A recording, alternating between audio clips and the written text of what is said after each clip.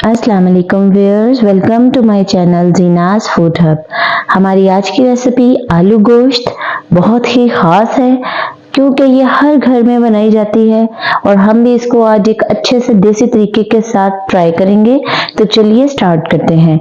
सबसे पहले हम लेंगे प्याज, लहसुन और टमाटर। टमाटर 1 किलो गोश्त के हिसाब से हम लेंगे 4 से 5। ये मीडियम साइज के टमाटर हैं, बहुत बड़े नहीं हैं।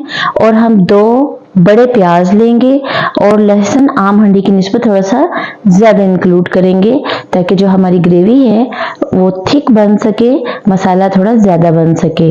तो यहाँ लहसुन और टमाटर को मैंने बारीक बारीक चॉप किया है, प्याज की बारीक बारीक स्लाइसेस में कटिंग कर ली है और सारे मसाले को हम पतीली में एक साथ इकट्ठा कर देंगे।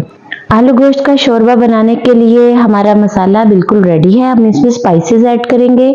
हम इसमें 1 से 1.5 चम्मच नमक शामिल करेंगे क्योंकि हमारा जो चम्मच है वो मीडियम साइज का है। और हल्दी हम इसमें 1 पिंच शामिल करेंगे या चम्मच का टॉप उसके अकॉर्डिंग शामिल करेंगे। और 1 से 1.5 चम्मच मिर्च हस्बे ज़रूरत शामिल करेंगे।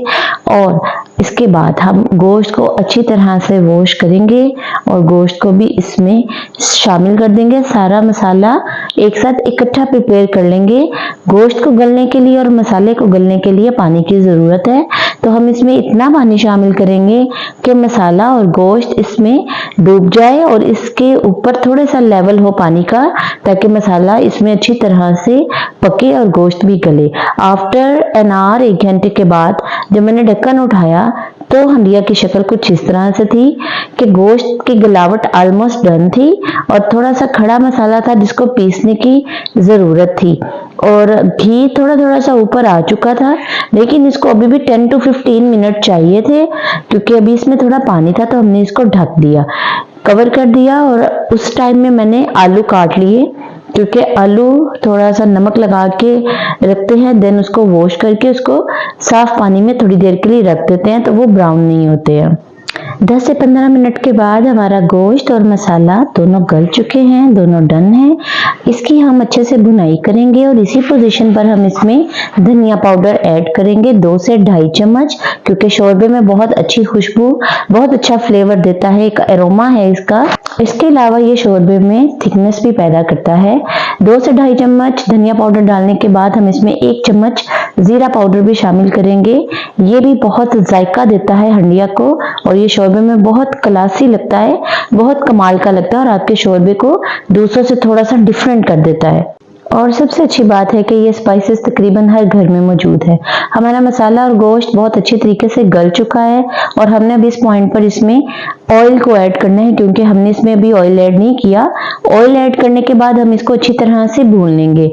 1 किलो मटन के साथ हम 2 से 2.5 जो है ये हंडिया का बना हुआ चम्मच इसमें हम ऑयल डाल रहे हैं और ये ऑलमोस्ट 2 से 2.5 जो हैं ये काफ़ी हैं। और हम इसमें शामिल करेंगे और इसको अच्छी तरह से भूनेंगे कि गोश्त की स्मेल जो है वो ख़त्म हो जाए, ताकि जो स्पाइसेस इसमें डाले हैं वो थोड़ा खुल के फ्लेवर दे सके। आप देख सकते हैं ग्रेवी थोड़ी पतली है, अभी भुना नहीं है ये।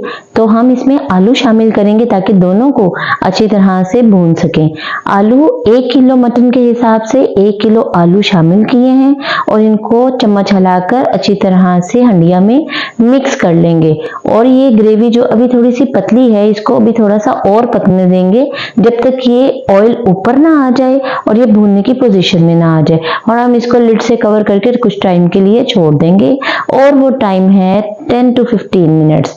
और जैसे ही हमने 10 to 15 मिनट्स के बाद ढक्कन उठाया तो आप देख सकते हैं हमारी ग्रेवी थोड़ी थिक हो चुकी है और ऑयल हांडी के ऊपर आ चुका है और ये भूनने के लिए बिल्कुल रेडी है। भूनने के बाद हम इसमें इतना पानी शामिल कर देंगे कि इसमें अच्छी तरह पक भी जाए और हमारा शोरबा रेडी भी हो जाए। तो गाइस, आधे घंटे के बाद हमारा शोरबा बिल्कुल रेडी था और अब हम इसमें एंड पे गरम मसाला ऐड करेंगे 1/2 स्पून। इतना फ्लेवर देने के लिए काफ़ी है और इसको कवर कर देंगे। तो जनाब, हमारा आलू गोश्त का शोरबा बिल्कुल तैयार है। आप भी इस तरह से आलू गोश्त बनाकर मुझे ज़रूर बताइएगा कि आपका कैसा बना। تو ویورز، آپ کے پیار، آپ کی محبت کا، آپ کی شفقت کا اور آپ کی دعاؤں کا بہت بہت شکریہ، اور اللہ تعالیٰ آپ کے اور ہمارے رزق میں ڈھیروں ڈھیر برکتیں عطا فرمائے، آمین۔ تو viewers, kindly like, subscribe my channel and don't forget to press the bell icon for more videos. Thank you.